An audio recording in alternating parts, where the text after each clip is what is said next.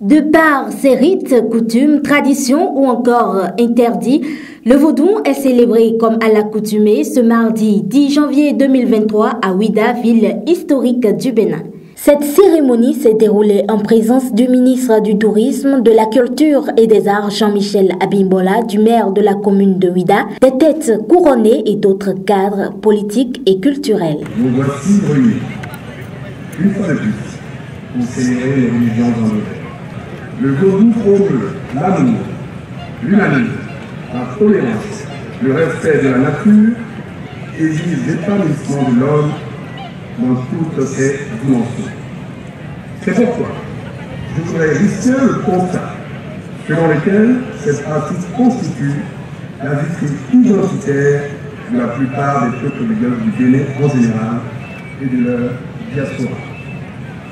Mesdames et messieurs, conscients de cette richesse inépuisable et d'autres aspects culturels et touristiques, le président de la République, à travers le programme d'action du gouvernement 21-26, a fait l'option d'intensifier les efforts dans le secteur du tourisme, de la culture et des arts, secteur érigé au rang du deuxième pilier de développement du Bénin. Au nom de nombreux projets et programmes structurants et ambitieux pensés pour porter la destination Bénin, figure la route des couvents et le musée international Vaudou, qui sont dans une phase de développement avancée.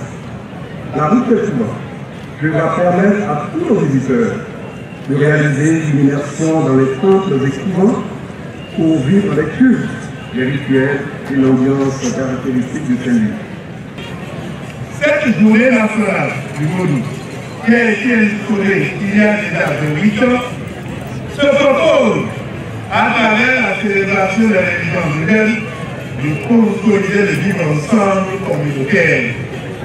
Elle traduit l'acceptation de l'autre et le respect mutuel des nombreuses communautés d'origine qui conjuguent leur équipe énergie spirituelle et transforment l'environnement Ouida en un sanctuaire vivant où se mêlent les adeptes du Vaudou, les chrétiens, les musulmans et les personnes de beaucoup d'autres religieuses.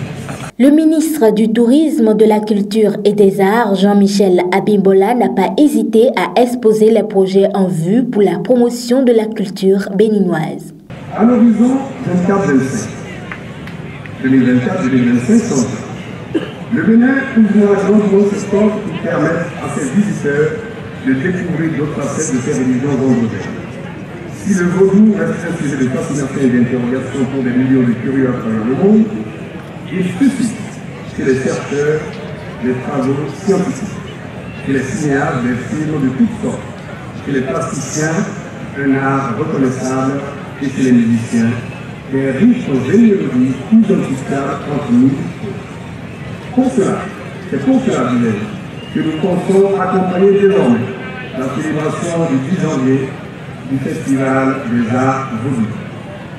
Un rendez-vous qui convoquera toutes les expressions créatives autour de ce marqueur identitaire.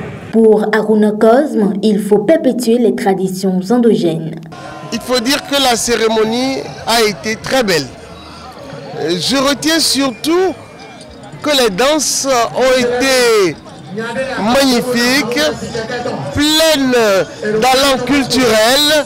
Et je me dis qu'il faut avoir beaucoup d'énergie spirituelle, psychique et physique pour exécuter ces danses que nous avons vues.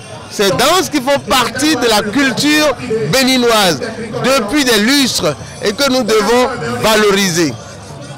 La deuxième chose, c'est la joie qui anime tous ceux qui sont ici. Et cette joie nous amène à être heureux ensemble, dans le vivre ensemble. Et c'est là où je dis, ces fêtes du 10 janvier, c'est Glekwe, c'est Wemekwe, c'est Torihwe et Touti Kanti, eh bien, on le mérite de rassembler, d'apaiser. Et le Bénin mérite d'être uni par ses fils à travers la culture et aussi le culte. C'est sous le regard émerveillé des spectateurs que les adeptes de Vodou se livrent à des pas de danse à la fois torrides et dynamiques.